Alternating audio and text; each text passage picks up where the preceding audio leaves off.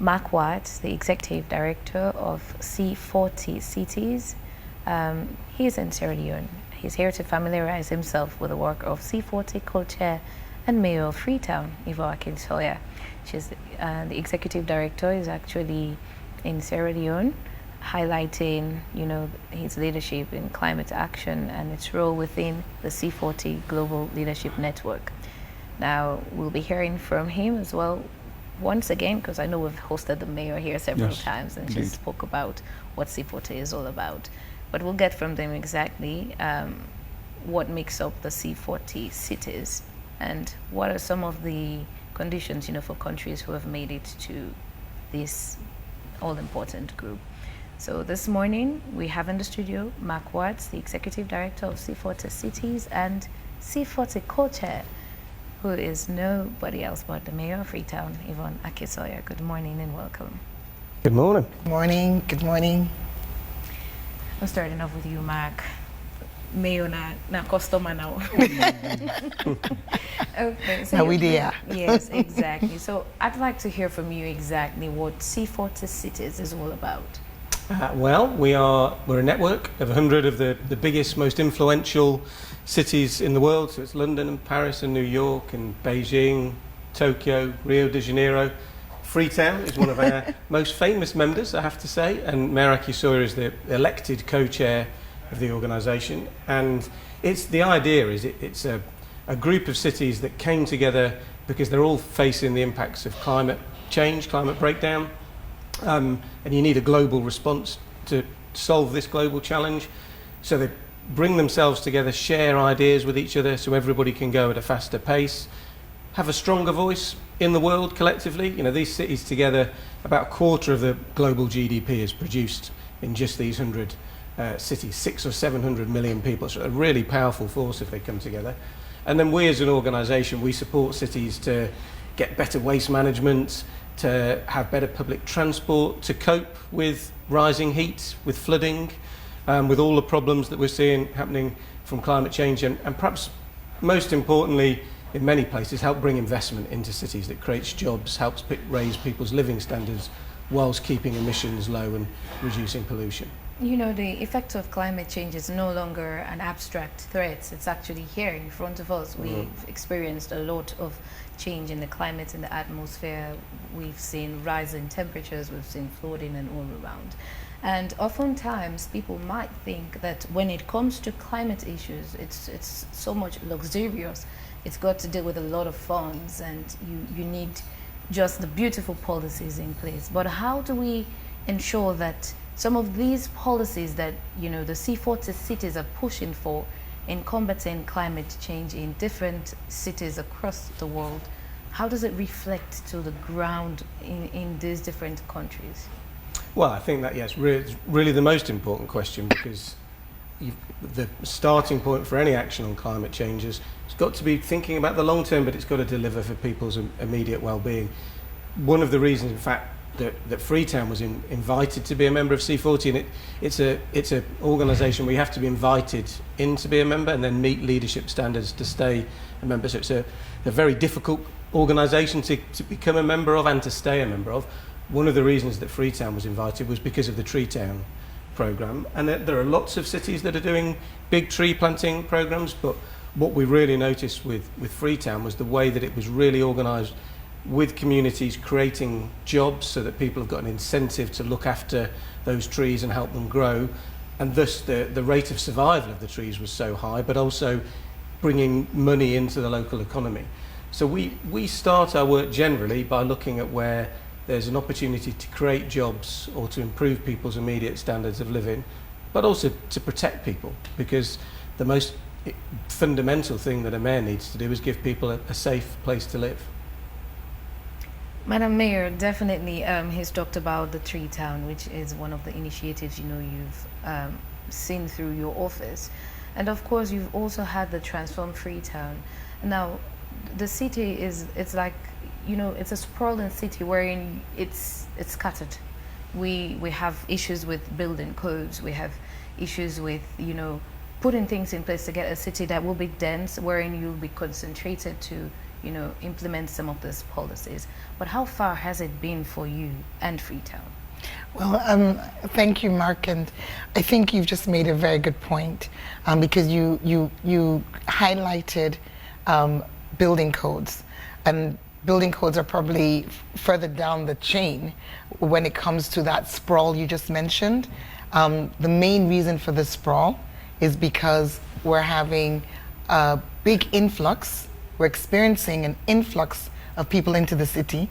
I think for anyone who was born in Freetown or even lived in Freetown 10 years ago, or dare I say even 5 years ago, the increase in population is tangible. There's nowhere in the city now that you can walk along a road and not be in a crowd. And that wasn't the case before. And that means that with those population numbers, without there being planning, without there being a building permit regime, which helps us to ensure that people live in the places that are livable, and that there are conditions put to ensure that, for example, you're not building properties that cannot be accessed. They can't be accessed for sanitation, they can't be accessed for water. In fact, there's the way the land use is, sadly, it's such that even if you were retrospectively wanting to bring roads into communities, you need to remove houses because literally every inch of land is taken. So I think we all know now, because it's been highlighted so many times, that the City Council, Freetown City Council, as well as the 21 other local authorities, sadly, do not have the mandate to issue the building permits. That mandate sits with the Ministry of Lands, and I think an audit, it's a little bit old now, but I'm not sure that anything has changed. An audit done by Audit Services in 2019 found that as little as 15% of properties being built in the country had building permits. So that you said how far, where we are is somewhat stymied. It's the obstacle in the road to improving land use planning and building permit is the lack of a mandate devolved to the local councils. But we are hopeful. We've been hopeful for a long time. We continue to be hopeful that the recent Resilient Urban Sierra Leone project, which the World Bank has funded, and which has looked at this issue of the urban sprawl. It's looked at the issue of the lack of planning, and it's recommended very strongly that not only has it put resources towards developing a structure plan for the region, Western Area region, Freetown as well as Ward C, but it has also put in a very strong recommendation, which has been accepted on, certainly theoretically accepted, that this devolution must happen in order for us to improve the urban management of Freetown and Ward C, in fact, of the country. We are now hoping to see an implementation pathway for that devolution. But as we speak today, in practical terms, Mark has just mentioned Freetown, the Treetown, and our survival rates when we did the last audit in 2023. An audit is underway now, a full audit of all the trees that we've planted, the 1.2 million trees. And I can tell you that even as we're doing that audit, we have also had a World Food Program, WFP report, recently, I think it was published in February, that confirmed that the city and its surrounding area, the peninsula, has lost 715 hectares of forest. So we plant in the peninsula, because we partner with Ward C on this. We plant in the city. We plant in the old in Furby College, along the mountainside there. We plant at Looking Town, Thunder Hill. We plant in cemeteries. We plant just across the road here in the Guma compound. Our trees are in pockets around the city, 13 different catchment areas. But where you have a situation where land which was previously designated as forest reserve has people building houses on it, then you know that what you've planted may not survive. This afternoon, we have a meeting with representatives from the Ministry of Environment, Ministry of Lands, speaking specifically about the next stage of Freetown Treetown, which is the carbon credit process that we're going through. We are going through an accreditation process so that we can offset, or we can go into the market to have companies offset their carbon emissions with our planting. We're meeting with those key stakeholders because we need to agree that as we move forward, we will collectively work in the interest of Mama Salone to secure the planting that's being done under Freetown Treetown and other investments that are being made for the environment. Aside the haphazard, and chaotic picture that an unplanned city, poses, there are other factors like, deforestation, encroachment in forest reserves, following the unchecked issuance, of building permit in Freetown. It appears as though that the Ministry of Lands has not been seeing eye to eye with your council, which should be perhaps by far the most prominent when it comes to issuing out of, building permits to people who want to build houses.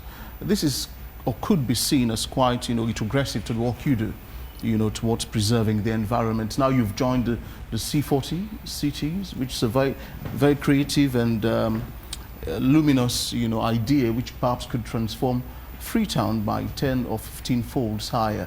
But it could all not be possible indeed if all of these challenges are lingering. Do you see a clear picture where, perhaps let's say 1 year from now, the Freedom City Council will be working in tandem with the Ministry of Lands to issue out building permits? So I want us to realize that this is not a Freetown City Council issue. It's a policy issue that's national.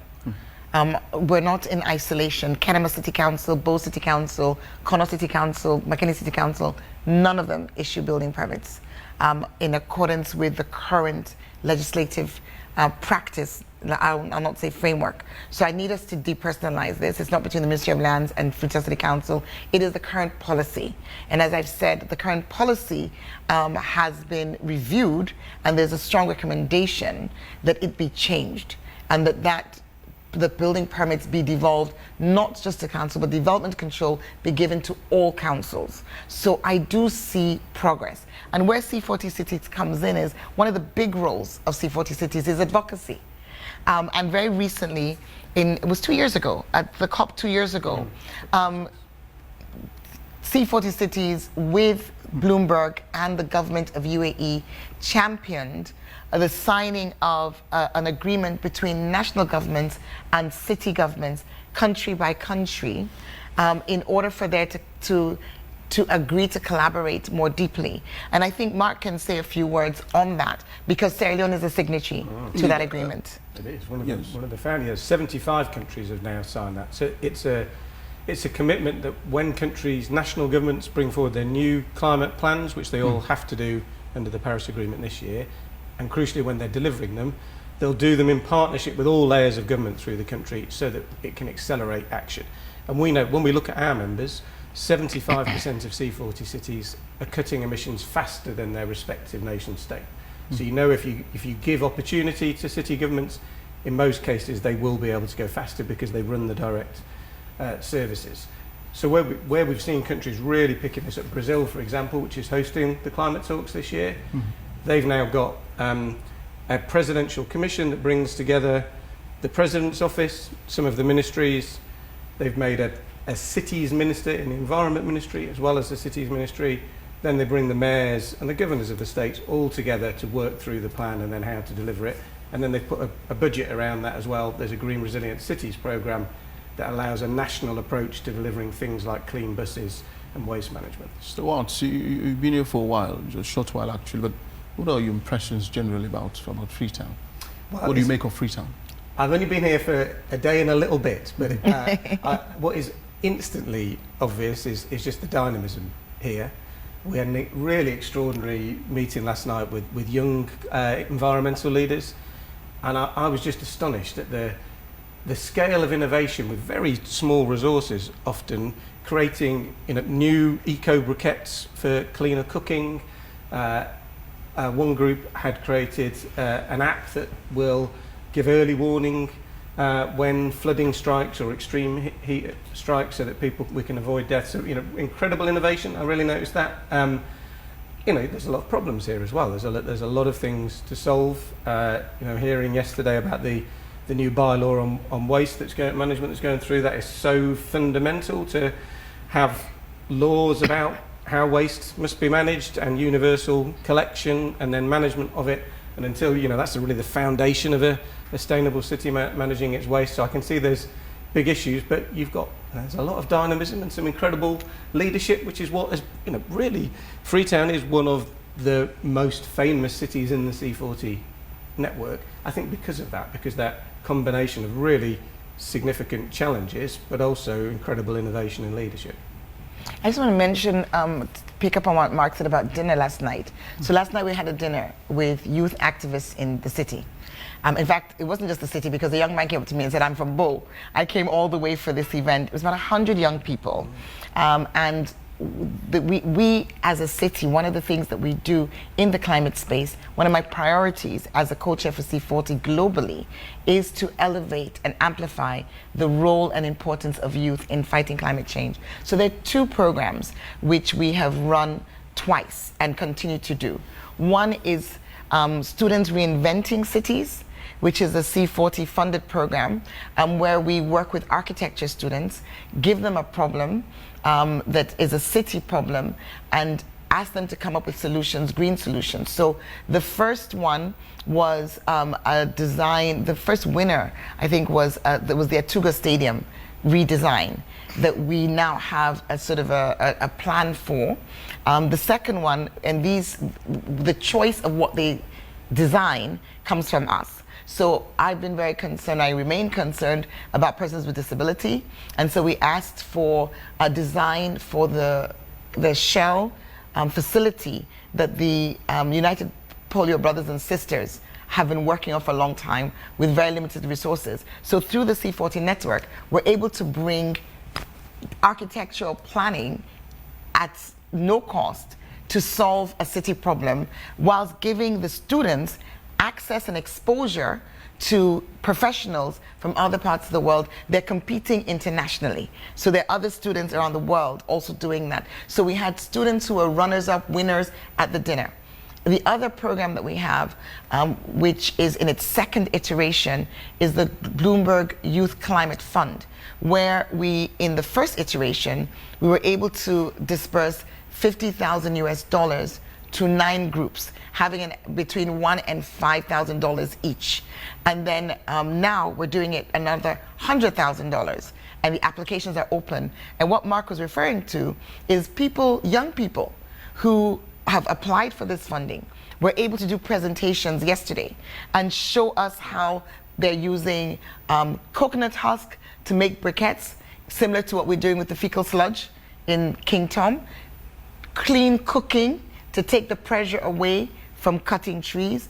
Another group, as Mark mentioned, had the early warning system, the app.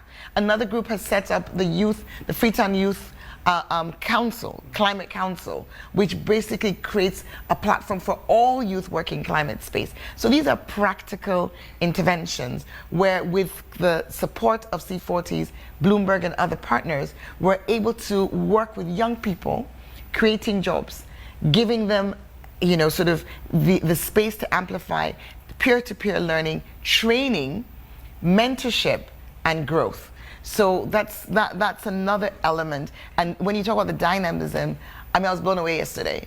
As I said to them, I've seen you guys so many times because I interact with you a lot. I interact with the youth a lot. But when you have a setting like that, and they just confidently come onto the stage and say, this is what we're doing, and this is how far we can go, it's inspiring for us all. I believe C40 Cities actually is also concerned about having cities going green, pushing forward towards the green economy. Do you see that possible for Freetown, Sierra Leone? So Mark mentioned Freetown. In fact, everyone's mentioned Freetown, the Treetown. And as he says, it's something that's captured the imagination of everyone that we work with. And even people who we don't work with. We're doing MOUs with the city of Shwani in South Africa, for them to copy the the Freetown model. I was stunned when my colleague, the mayor, Kate Diego of Phoenix, Arizona, said that they're going to use the Treetown model. And why? Because it's a model that creates green jobs. So today, as I speak to you, if you look at my phone, you'll see conversations about payments for salaries from young people who are out there. We've just planted 40,000, we've got 35 more to go. We're doing 75,000 mangroves in Crew Bay. And you think, where in Crew Bay can you plant mangroves? And this is actually sort of how you're solving multiple problems, because the building out, the banking out into the ocean, which has been happening unchecked, now that we're planting mangroves along that what would you call it, coastline, with the agreement of the community, with 289 jobs created for young people in the community, all of a sudden they become champions now to ensure that those mangroves are planted and they are maintained, because their payment is on maintenance as well. So is it the young people around these communities who are also Crew Bay people? They are going to be manning the mangroves Yes, to ensure that that's how it's done. That's the model. The model is, we have planters, we have growers, we have maintenance workers, we have trackers. And these people are from communities. So you'll see them with their phones, with the app, and they will upload the photographs, and they will then be paid over time based on their maintenance and care. They have to do certain numbers of trees per catchment, per individual, and there's a supervisory structure. And like I said, we've been planting now since 2020, and we're doing an audit this year, now, literally, of all of our trees from 2020 to date. We are conscious that because of the level of deforestation we see, we plant, we seek to maintain, but we all know that there are forces which happen which can reverse that. Many of the deforestation sites come to our attention in the middle of the night. I know we all know, we've seen that image. We just see the fires burning on the hills, and it's gone. And you wake up in the morning and it's scorched earth. And all of that planting has gone. And that's not a question of people not working hard. That's not a question of the monitors not doing their jobs. That's a question of the collusion that we know is going on, which is enabling the land grabbing and the deforestation of our protected forests. And you just mentioned these innovations which were pitched or presented yesterday by young people. Oftentimes it's easy to talk about the challenges, but when it comes to the solutions, how we could leverage on these potentials and get a sustainable solution in our communities, there's always a challenge as well. Now, with these innovations that have come up, what's next for them? How can it be implemented in communities wherein the people will be brought along? Because the issue of climate change is real. We feel it every day, rising temperatures we've just mentioned and the likes. So for the young people yesterday, these are winners. They've received grants and they were showing us what they've done in communities. They were giving us data. They were showing us pictures. For example, Esther, the youth council, they were able to bring 5,000 young people together and share information about climate change, get them involved, get them to understand what they could do in their communities. So, and as Mark said, what C40 Cities is really passionate about is that we are not a theoretical club. We're not a talking shop. To become a member is tough. It's by invitation, and there's certain categories. The main category is mega city. You've got to have a population of over 3 million. Which is why we have places like Mumbai, we have places like Rio de Janeiro, Nairobi with 5 million, Lagos. But you have a special category of innovator cities, where it's not about the size of your city, but it's about your climate ambition, what it is you're doing. And we, thankfully, have been doing, to the extent that we were invited to become a member. And now, having been made a member, a very small city, we actually now hold the global co-chair position. But all of this is based on the leadership standards which you asked about. And the number one leadership standard is having a climate action plan. And the climate action plan implementation is reviewed. There are teams of people in C40s globally, in the London office, in the Africa region office, in the Asia office, who will be checking what it is you're doing against those standards. They look at your emissions. We do the science. Money is spent to ensure that the technical assessments are done. We can tell you, we have documents that show you what percentage of the greenhouse gas emissions in Freetown come from transport, come from stationery. When I say stationary, I mean buildings, come from waste management. And then we then, as a city, like every other C40 city, must have a concrete plan that demonstrates how we're going to reduce that over a fixed period of time. And we are monitored, we are checked, and you can fail leadership standards. And if you fail, you're asked to leave. And so this isn't just a talking shop. This is a very hands-on, practical implementation network. And Mark, I don't know if you're able to share, not in a negative way, but maybe some of the cities who've lost their membership, because it's public information, so that the general viewers understand that this is real. What are some of these cities? So Venice, the very famous Italian city, lost its membership of C40 because it just wasn't doing enough to reduce its emissions. Basel in Switzerland, again, a very wealthy city, but wasn't able to produce a climate action plan that was consistent with the Paris Agreement, so reducing their emissions fast enough. And interesting is Mumbai, which Mayor has mentioned. So Mumbai lost its membership 6 or 7 years ago, but has since come back because they were able to demonstrate under a new leadership that they had a renewed commitment. They're now one of the real leaders across the world in electrifying vehicles, particularly buses, and urban renewable energy.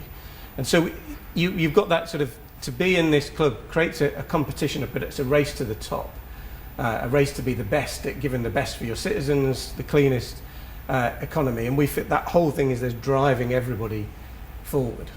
And just building on that, that race to the top is supported by C40 as an institution, as an organization.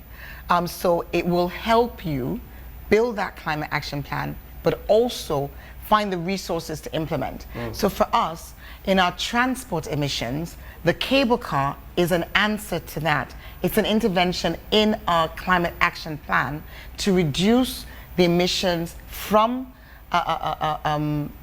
transport. We have low occupancy vehicles, kekes, okadas, very old pudas, which are polluters. But with the cable car, which was the feasibility study for which was financed by C40, we're able to come up with an alternative, green and mass transit solution. We have seen that having a rapid bus transport system in Freetown is difficult because getting the road access, Wilkinson Road is supposed to make way for the buses from this time to this time. It doesn't really happen in that way because our roads are so narrow, we've got so few options. But the cable car gives an alternative. And so C40 have financed that.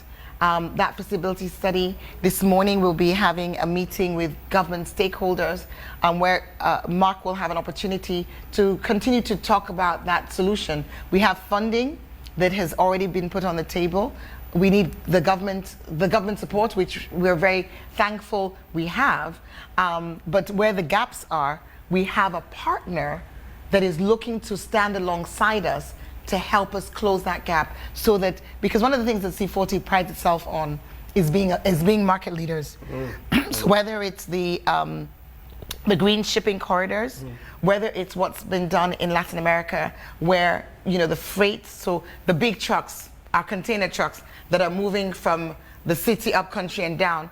In Latin America, C40 has been able to finance a green, what do you call it? The green freight? Green freight, yeah. Green freight. So that those big lorries moving Amazon goods, moving goods from across city to city, state to state, are actually now using electric vehicles.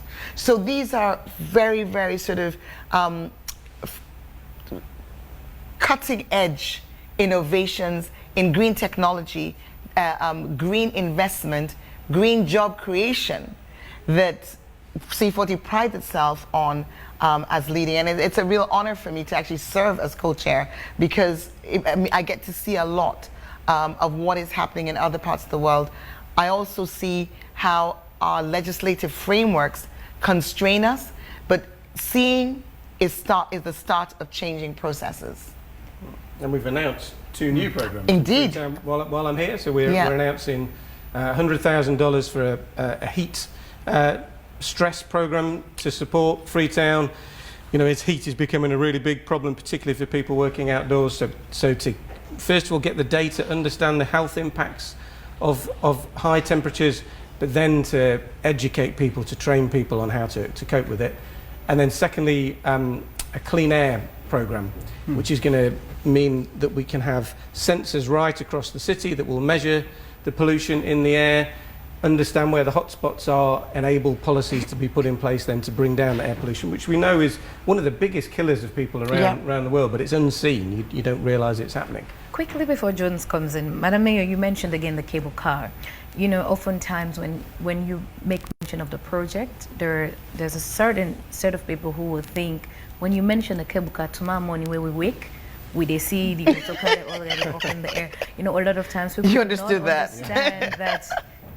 You have to take us through briefly what are some of the steps, because it involves a lot of planning going on. It's not something you wake up one morning and just see. It's an ambitious project, and it takes a lot of work, a lot of finance. Yes. And what's the timeline for that? So the hard work, the heavy lifting of the planning, of the studies, the ISHA studies has been done. The technical studies, the ropeway studies, the engineering works. You know, all of the stations have been identified. In fact, there's a steering committee meeting today for the cable car at 3 o'clock this afternoon. And the focus of that particular steering committee is for us to try and ensure that we can safeguard the areas, because you know how we talked earlier on about the sprawl. We talked earlier on about, you know, how buildings are being done everywhere, how much encroachment there is. So one of the concerns that we have is that the sites which have been identified as the sites for the stations, we don't want to see more construction going on there, because all of the feasibility study is predicated on specific sites, because they have to measure the heights, they have to take studies of where the lines will run. So you can't just today have a station here and then tomorrow someone has built a house there and then you say, well, try somewhere else. No, the whole study is dependent on us being able to utilize the identified sites. So that's one very specific concern that comes out of a process. And you're absolutely right. This is not something that happens overnight. But where we are now, that heavy lifting has been done. What remains is finding the money. So it's as if you want to build a house. You know, Victor, you've done the architectural drawings, you've secured your site for the house, the location, you've done all your paperwork, but now you need to go to the bank and say, these are my savings, can I borrow some money? Can you give me a mortgage in order for me to now build the house? So we're at that point. We've got everything ready. What we need now is the money. This is a lot of money. And it's also money that is an investment. There will be blended finance.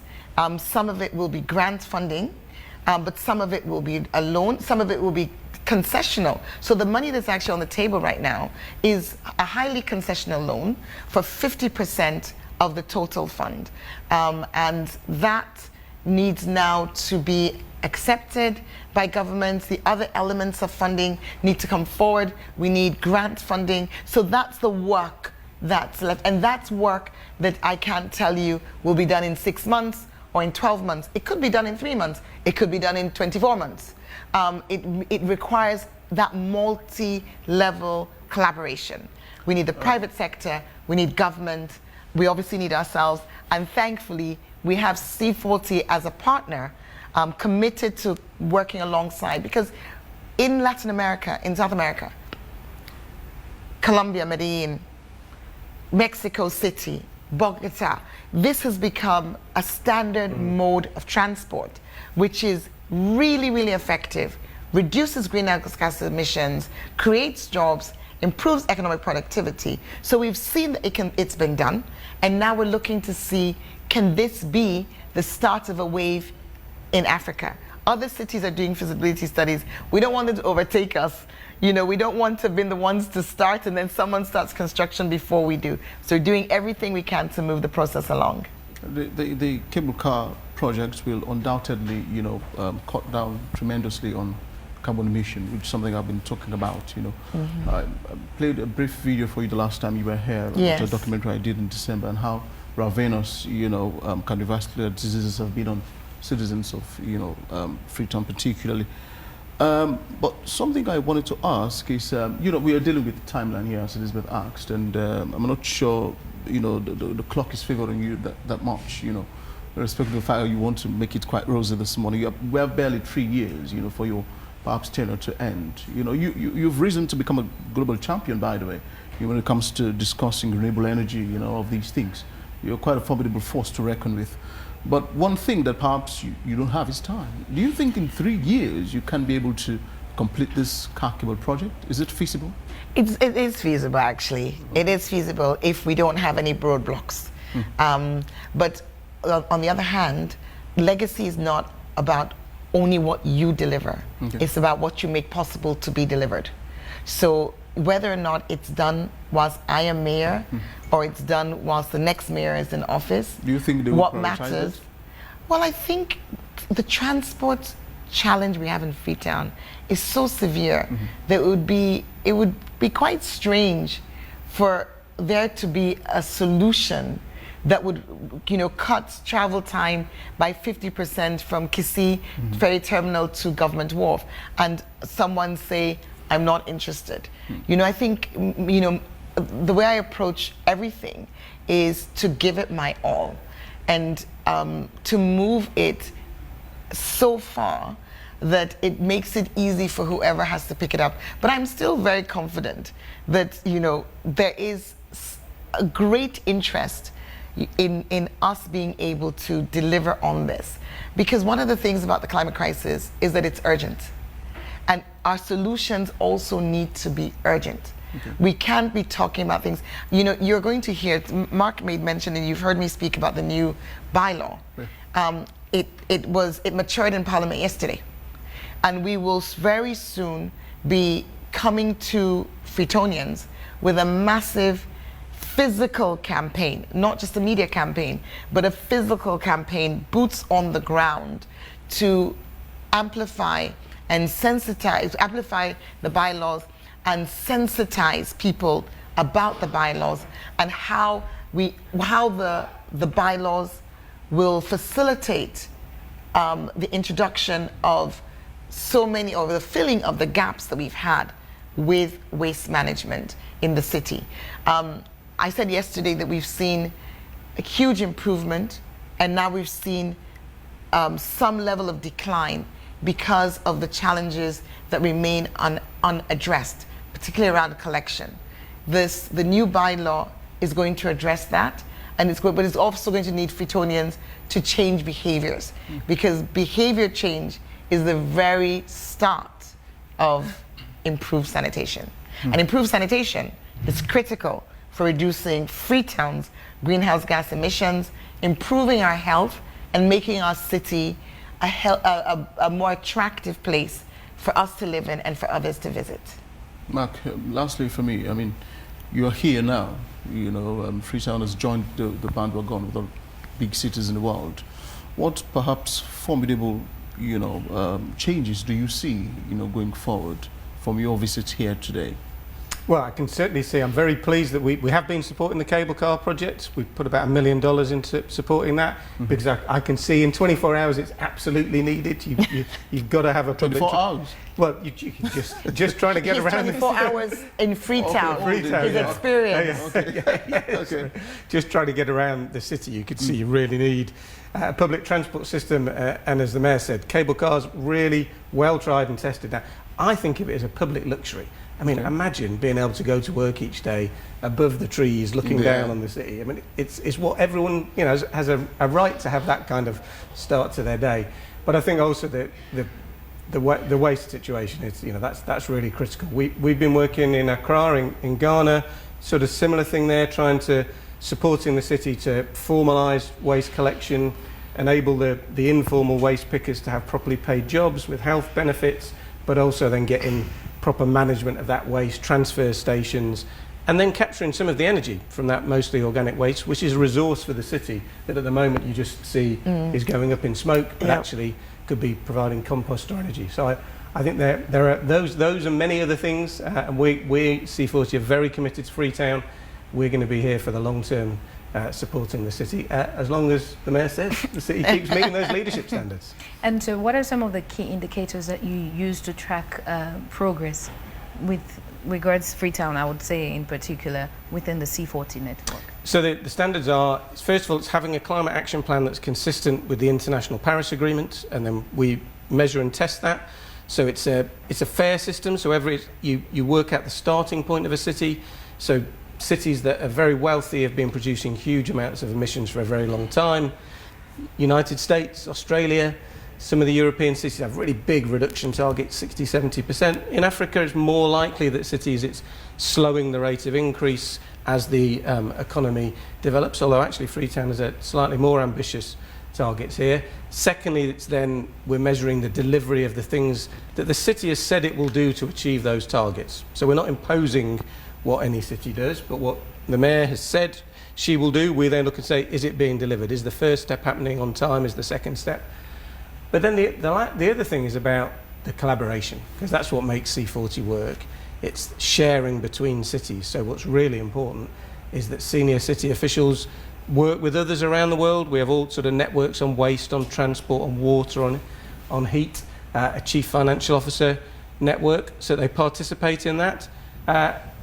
So that you're putting something in as well as taking something out. So sharing the experience of Treetown, sharing the experience of the cable car, sharing those things that other cities can benefit from them, because we can see that delivers real results. As I said, our cities cutting emissions much faster than their respective nation states on average.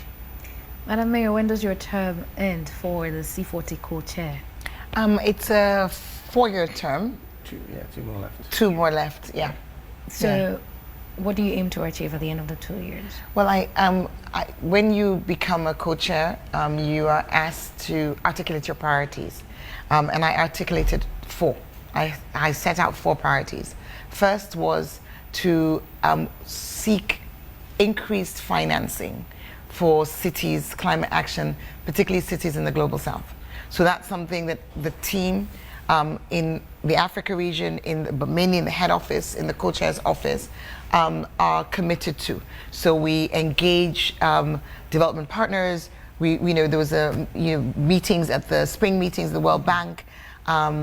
We're engaging the African Development Bank. We did so in Nairobi just a few weeks ago. So one of my, because I'm not here as global co-chair for myself, as Freetown. This is an agenda for the broader network. So increasing access to finance is something we're very focused on. And I sit on a number of international commissions which have that as an objective. The second is to improve multi-level governance. So recognizing that the CHAMP agreement that was mentioned, that was launched initially at COP, it is fundamental, really critical, that in order for us to go further, we must go together.